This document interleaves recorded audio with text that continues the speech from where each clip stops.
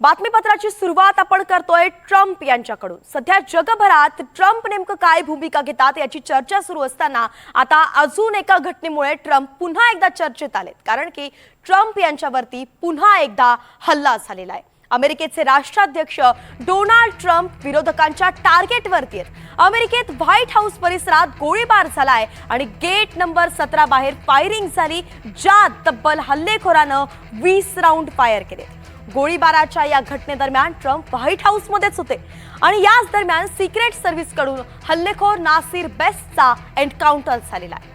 मागच्याच महिन्यात 24 एप्रिलला पत्रकारांसाठी आयोजित केलेल्या एका कार्यक्रमावेळी डोनाल्ड ट्रम्प यांना टार्गेट करून त्यांच्यावरती गोळीबार करण्यात आला होता। मात्र ट्रम्प या हल्ल्यात सुखरूप बचावले होते।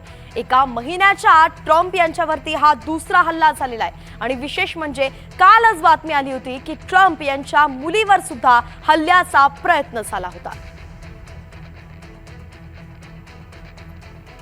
हल्ल्यांची ही मालिकाच आपण पाहतोय। 24 मे 2026 यावेळी सुद्धा ट्रम्प यांच्यावरती हल्ला झाला, तर स्नेहभोजन जे होतं 25 एप्रिल 2026 ला अगदी एका महिन्यापूर्वी त्यावेळी सुद्धा ट्रम्प यांच्यावरती हल्ल्याचा प्रयत्न झाला होता। एका महिन्यात ही दुसरी घटना असल्यामुळे आता अमेरिकेच्या राष्ट्राध्यक्षांवरती हा हल्ला झाल्यामुळे गंभीर दखल याची घेतली जाते।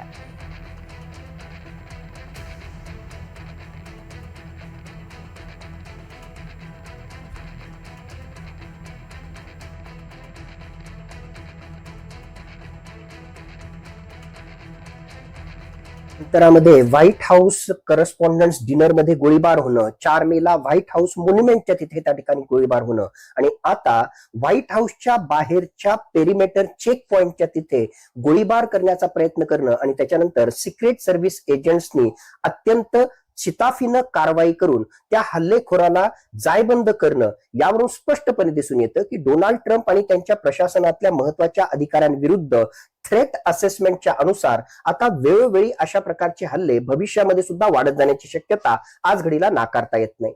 मुळातच सिक्रेट सर्व्हिस एजंट्सनं या सगळ्याच प्रकरणामध्ये अत्यंत प्रॉम्प्टली ऍक्ट जरी त्या ठिकाणी केलं असलं तरी यावरून स्पष्ट दिसून येतं की येणाऱ्या काळामध्ये ज्या प्रकारे अमेरिकेमध्ये महागाईचा आगडोंब त्या ठिकाणी वाढतोय, त्याच्या सोबतीलाच ज्या प्रकारे राजकीय ध्रुवीकरण झाल्यामुळे डोनाल्ड ट्रम्प यांच्या विरुद्ध एक प्रकारे लोकांमध्ये असंतोष वाढत जातोय आणि सर्वात महत्वाचं आंतरराष्ट्रीय स्तरावर डोनाल्ड ट्रम्प यांच्या निर्देशाच्या अनुसार इराणचा सर्वोच्च नेता अयातुल्ला अली खामेनीचा खात्मा केल्यानंतर आता IRGC ने सुद्धा डोनाल्ड ट्रम्प यांना ठार मारणाऱ्या व्यक्तीला एक प्रकारे बक्षीस जाहीर केलेलं आहे।